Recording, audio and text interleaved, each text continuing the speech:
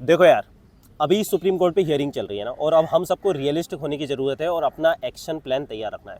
तो देखो यहाँ पे 4 पॉसिबिलिटीज़ हैं, जो 4 आउटकम्स हैं, और चारों केस में हमें अपने आप को मेंटली प्रिपेयर कर लेना है कि भैया अगर ये होता है तो हम ये करेंगे, ये होता है तो ये करेंगे, ये होता है तो ये करेंगे, और ये होता है तो ये करेंगे, है ना।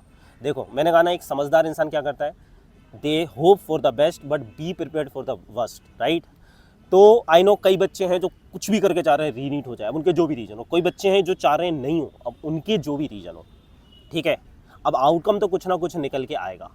तो सबसे पहले हर एक बच्चा, इरिस्पेक्टिव ऑफ कि तुम चाहते क्या हो, जो आउटकम आएगा क्या तुम उसके लिए मेंटली प्रिपेयर्ड हो और नेक्स्ट एक्शन प्लान तुम्हारे पास है, तो उसी के लिए मैं तुम्हें गाइड करने वाला हूँ इसमें।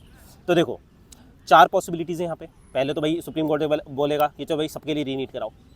एक हो सकता है सुप्रीम कोर्ट बोलेगा किसी के लिए रीनीट नहीं होगा, भाई जो है, जो अभी 1563 बच्चों का एग्ज़ाम हुआ था, उसके बाद जो फाइनल रिजल्ट आया इसी को फाइनल माना जाएगा। तीसरी पॉसिबिलिटी है, जो कि मतलब जिसके शायद होने के ज़्यादा हाई चांसेस हैं और जो ज़रूरी भी है बहुत ज़्यादा, री एवेल्यूएशन। मतलब जो एनटीए ने कहा था कि ओनली 1563 स्टूडेंट्स को ग्रेस मार्किंग दी गई है, वो डेटा बहुत ज़्यादा क्वेश्चनेबल है ना। तो उस पर ट्रांसपेरेंसी लाई जाए, प्रॉपर एनटीए हर एक बच्चे का ओएमआर और उसके अगेंस्ट कितने मार्क्स दिए गए वो पब्लिश करे, और फिर है ना, फिर जो एक्चुअली जो रीवैल्यूएट हो रिजल्ट है, जितने भी बच्चों को ग्रेस मार्किंग दी गई उसको हटाया जाए। तो ये एक पॉसिबिलिटी इसकी हाई है ना। चौथी चीज़, जिसकी तो वैसे सबसे ज़्यादा हाई पॉसिबिलिटी है कि भैया आज कोई फाइनल ऐसा वर्डिक्ट नहीं आएगा, नेक्स्ट हियरिंग होगी, जो कि होता है जनरली, है ना। पर उसमें भी एक बहुत बड़ी चीज़ है कि नेक्स्ट हियरिंग अगर हो रही है तो सुप्रीम कोर्ट काउंसलिंग को क्या होल्ड करने को कह रहा है जब तक फाइनल डिसीजन नहीं आ जाता, या नहीं कह रहा है। कुछ बच्चे कह रहे थे इसकी तो अब जरूरत ही नहीं है, 6 जुलाई को होनी थी, नहीं हुई ना चालू। देखो भैया, काउंसलिंग पोस्टपोन करिए, पर अभी भी उनके हाथ में है, वो कभी भी स्टार्ट कर सकते हैं, तुम्हें ये बात समझनी पड़ेगी। तो अगर सुप्रीम कोर्ट होल्ड नहीं करता है और काउंसलिंग स्टार्ट हो जाती है तो रीनीट के चांसेस बहुत कम हो जाएंगे, फिर समझो इस चीज़ को। तो अब देखो किस केस में हमें क्या करना है। तो एक पक्ष है, बहुत बड़ा पक्ष है, जो चाहता है रीनीट हो, उसका एक बहुत बड़ा रीज़न हो सकता है।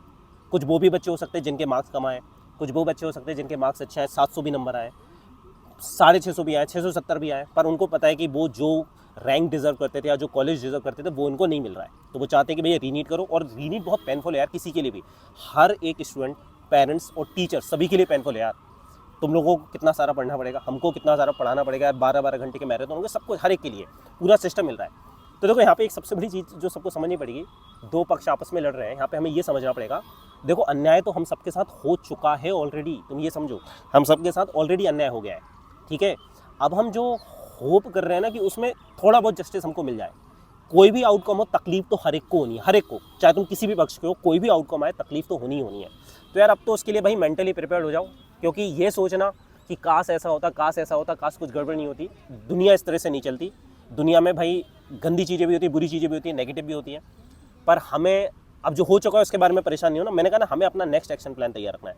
तो सबसे पहले देखो भाई, जिन बच्चों के 500 से कम नंबर है, बेटा एक सबसे अच्छी बात सुन लो, चाहे रीनीट होना हो तुम्हें कोई ज़्यादा फर्क नहीं पड़ेगा। क्योंकि देखो ये जो नीट एग्जाम है ना, मैं सच्चाई बताऊँ तुम्हें, इसमें जो रिजल्ट और मार्क्स आते हैं ना, ये पूरे साल की मेहनत होती है। ये वो नहीं है कि तुमने 2 हफ्ते 3 हफ्ते पढ़ लिया उससे तुम्हारा हो जाए। तो तुम तो अगर करना चाहते हो तो तुम नीट 2025 की प्रिपरेशन स्टार्ट करो। तो मैं अपनी तरफ से ऑनेस्ट एडवाइस दे रहा हूँ तुम्हें।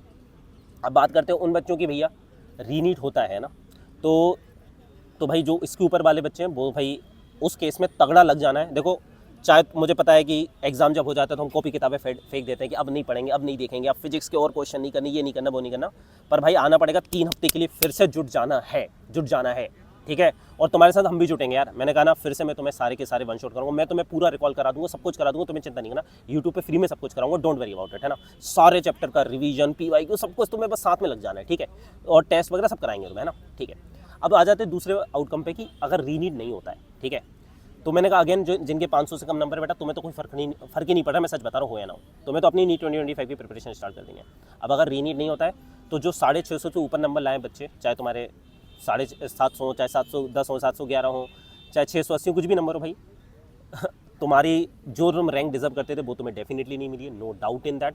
बहुत ज़्यादा इन्फ्लेशन है, इन्फ्लेटेड है, उसका रीजन चाहे पेपर लीक, चाहे फिर अलग अलग तरीके से जो इम्पर्सोनेशन, बहुत सारी गड़बड़ हुई है जो CBI हमें पता कर रही है। पर जो भी है उसके साथ तुम्हें अपना कॉलेज उठाना पड़ेगा, मन मार के अन्याय को सहना पड़ेगा, उसमें कुछ नहीं कर पाएंगे। और जिन बच्चों के 600 से 650 नंबर है भाई, मैं कहूँगा कि तुम इतने ज़्यादा नंबर लेके आए, मेरे हिसाब से तुम्हें ड्रॉप लेना चाहिए और नीट 2025 की प्रिपरेशन करनी चाहिए। उस केस में मेरा पर्सनल राय है कि अब तुम बैक ऑफ नहीं कर सकते। इस साल मेरे ऐसे कई स्टूडेंट हैं जिनके लास्ट ईयर 560 मार्क्स थे और इस बार 705 नंबर लेके आ रहे हैं, 700 नंबर लेके आ रहे हैं, जैसे रोहित, प्रियंका, है ना। तो मैं कहूँगा भाई तुम्हारे अगर 600 से 650 के बीच में तुम लग जाना है उस केस में तुम्हें नीट 2025 के लिए। अब आ जाते हैं उन बच्चों पे जिनके भाई मार्क्स 500 से 600 के बीच में है। तो देखो भाई अब ये डिसीजन तुम्हारा रहेगा, है ना, कि ड्रॉप, अब तुम उस फेस में हो कि ड्रॉप लेना है या नहीं लेना, ठीक है, ड्रॉप लेना है या नहीं लेना है। तो उस पर अभी मैं फ़िलहाल डिस्कशन नहीं करूँगा, उस पर मैंने कई वीडियोज़ बनाए हुए, आगे भी मैं बना दूंगा, पर फिर तुम्हें लेना है। पर मेरा मानना है कि जिनके 600 से 650 के बीच में नंबर है भाई, तुम्हें 2025 की तैयारी उस केस में कर लेनी है, ठीक है। अब तीसरे केस पे आते हैं भैया, अगर रिजल्ट रीवैल्यूट करवा देते OMR के अगेंस्ट, अगर एक बहुत मैसिव लेवल पे, अगर लेट से बहुत मैसिव लेवल पे ग्रेस मार्किंग करी गई है, ये हो गया है, तो भाई उस केस में मतलब एक decent number of justice will be served, तो वो रहेगा, मतलब अच्छा केस है, वो भी बुरा केस नहीं है, और होना भी चाहिए, कम से कम ऐसा तो होना चाहिए, ताकि ट्रांसपेरेंसी आए, है ना, हर एक बच्चे की OMR और उसको कितने मार्क्स आए हम देख पाएँ। इसके अलावा भाई फोर्थ जो अपनी है कि अगर, है ना, जो जिसके हाई चांसेस है कि भाई अभी तो नेक्स्ट ईयरिंग में होगा जो भी होगा, है ना, तो नेक्स्ट ईयरिंग की डेट दी जाएगी, पर काउंसलिंग पे होल्ड लगता है नहीं लगता।